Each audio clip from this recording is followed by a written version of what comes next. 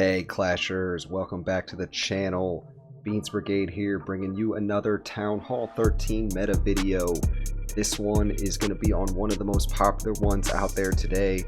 It is on the Yeti Smash. I'm sure all of you are aware of it. You've been seeing it a lot lately in the competitive circuit. You're seeing it in legend tags all the time, and it is one of the most, if not the most effective ground strategy at Town Hall 12 right now. We're going to be looking at bases that it's good to use on and times when you should consider using it.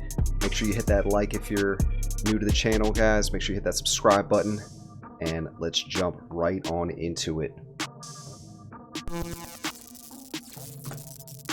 Alright, so first attack here we're going to be checking out, guys. You can see that this one is using that 4 EQ 1 jump approach.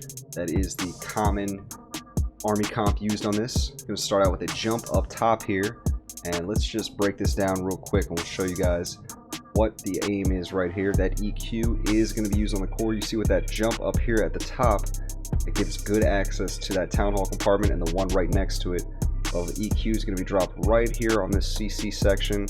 They'll be able to reach all of that right there and open it up, and you can see the amount of value that is gained off of that.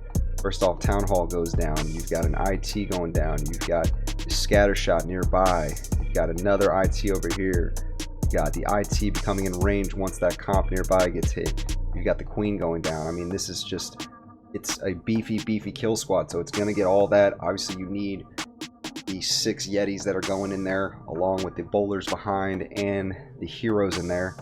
So let's just check it out.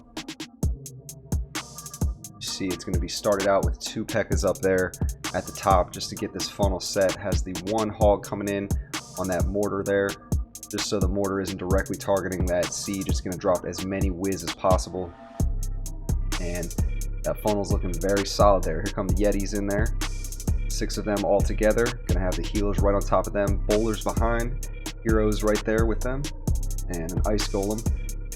And gonna let that ice golem go on the outside so that the royal champion has some tanking ahead of it when it gets dropped. It is going to get dropped late on that 10 o'clock side, but that's a great use of that, is to take out these flank buildings that are not quite in the base. You see that EQ has opened up this base completely, and here in the middle, this IT right here is locking on right onto one of the Yetis there, but it's actually going to help out. It's going to drop those Yeti mites pretty fast. They're under rage, and it's going to put the max amount of Yeti mites out there from that Yeti right away. So that is going to help out a lot, putting damage on things. But just look at that KS, guys. The funnel is all that, you know, is the most important part. You get all of that in, and gonna just run straight through the base. I mean, the P.E.K.K.A. still have P.E.K.K.A.s on the outside helping the tank. Did just pop that royal champion ability there, got a lot of HP back, and still has an ice golem over there that's coming around. I believe that's the ice golem from the siege barracks, and it is going to help out. It'll be coming back around here soon. The chaos is still doing work in the middle. Queen has her ability and is just absolutely wrecking there behind that chaos. King is at 75% HP. Look at the royal champion coming along there on the side, just helping to take out all the flank defense. That is the way to use the royal champion there. It can hop buildings, so it can really get to whatever you need. It doesn't have the most HP, so you really do want some tanking from some troops nearby, chaos or so, just to help it out. And this is exactly how you want these types of attacks to develop there, guys. Plenty of HP left on all of these heroes. Even that royal champion's got a bit, and queen isn't even going to need to use her ability on this one. So just an all-around great attack here from the Dazzlem of Erevos. Now these guys in Erevos, they are affiliated with Playmakers. They are some awesome attackers. I believe they are Greek clan, and these are the ones who are demonstrating attacks for us this week. Appreciate Erevos for letting me come by and record. Alright, next up we have Graveyard here, who's going to be coming at this base with the same strategy, but a little bit less on that KS. You see, it's 2 P.E.K.K.A.s already used. It's 4 P.E.K.K.A.s total, and this is so that he has some tanking ahead of those Yetis in there in the middle, and is going to have a 3rd P.E.K.K.A. coming in with that KS just ahead of these Yetis, just to make sure they have plenty of offensive firepower to go in. The 1 jump gives access right to this compartment here, and as you can see, as they're coming in, the EQ is going to be dropped right here on this center section, and look how much that allows this KS to reach once it's dropped there. Huge reach from that KS being there. The jump and the funnel are looking pretty good. Does have this Royal Champion over here being dropped. It's going to come in and come on that side and be able to clear a ton on its own. Going to have a little bit of tank in there from a P.E.K.K.A, it looks like, potentially. I think the P.E.K.K.A did get taken out, but yes, it will have plenty of tank and it will get plenty of value from over there. So just have a look then. Let's see how this attack is going to develop. And just as they're coming in there, has that Grand Warden ability popped. Has the few bowlers coming behind that Royal Champion up top. There goes the EQ.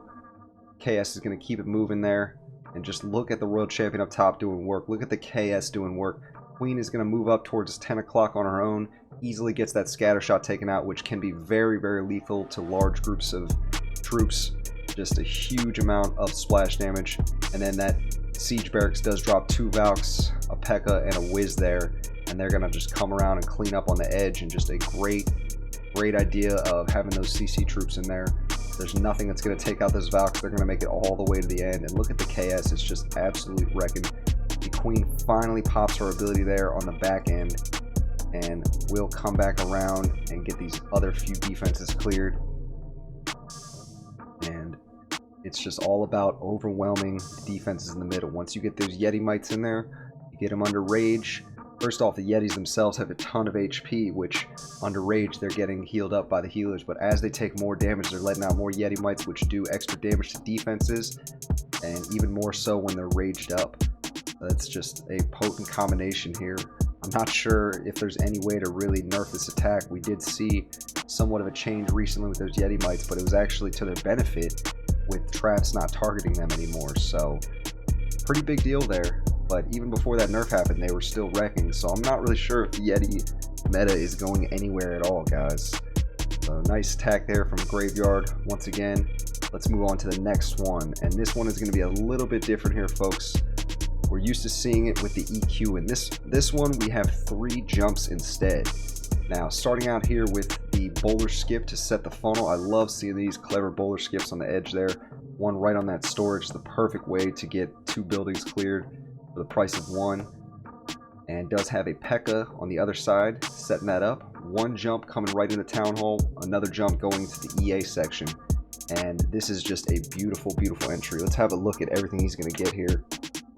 And obviously the KS is going to come in right here. Beautiful entry so far.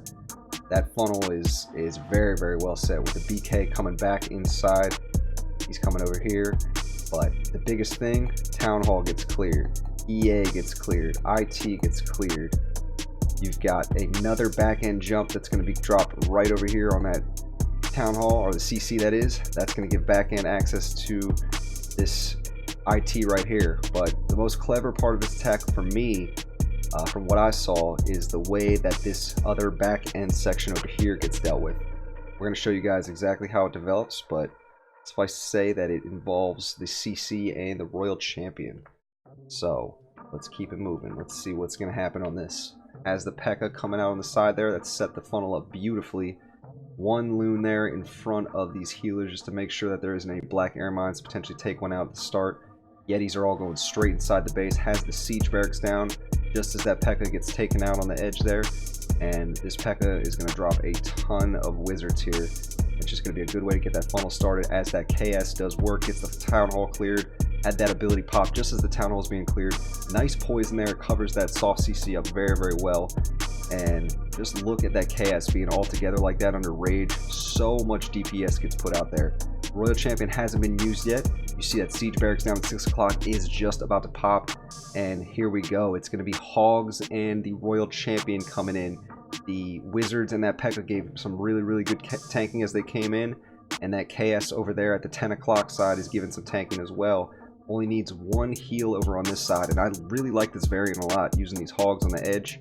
You see people help to beef up their KS a little bit with the P.E.K.K.As on some of them or whatever else, but this was a great, great way to take out an entire side of the base with just the Royal Champion and Hogs and 1 spell.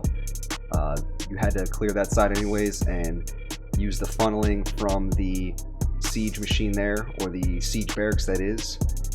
Just to kind of start things out, get some tanking ahead, and just look at everything that was grabbed there by that. Missed the Wiz Tower and that cannon here over on the 9 o'clock side. but you see those minions there are going to easily get that cannon. Queen is still alive and kicking, also still has her ability, and it's going to be pretty easy, pretty simple job to come and get these last few buildings cleared. And really just a great attack here. I can't say enough about these guys over in Erevos. Really solid attacks here that we've seen. Well, that is about it for this one, folks. Really appreciate you all coming out and checking my video. Make sure to leave a like on the video if you enjoyed the content. Please leave a comment. Let me know what you thought of the video. Let me know what you think of the Yeti meta at the moment, where it's going. If you think it's going to get nerfed anytime soon. I think it's coming myself, but really hard to say. It is so effective, and I believe it can be built against with the right strat, but it does leave the back end open to a lot of other things. So it's a lot to think about here, but once again, thank you so much to Erevos for letting me come in over there and record. Playmakers, these guys are going to be doing big things in the coming weeks. Make sure to keep an eye out for that as we see these Town Hall 13 tourneys coming on and that stuff. I'm going to be doing more content on these Town Hall 13 metas. Really hoping to see some type of update coming in the next few weeks. Maybe some type of balance, maybe some type of troop change.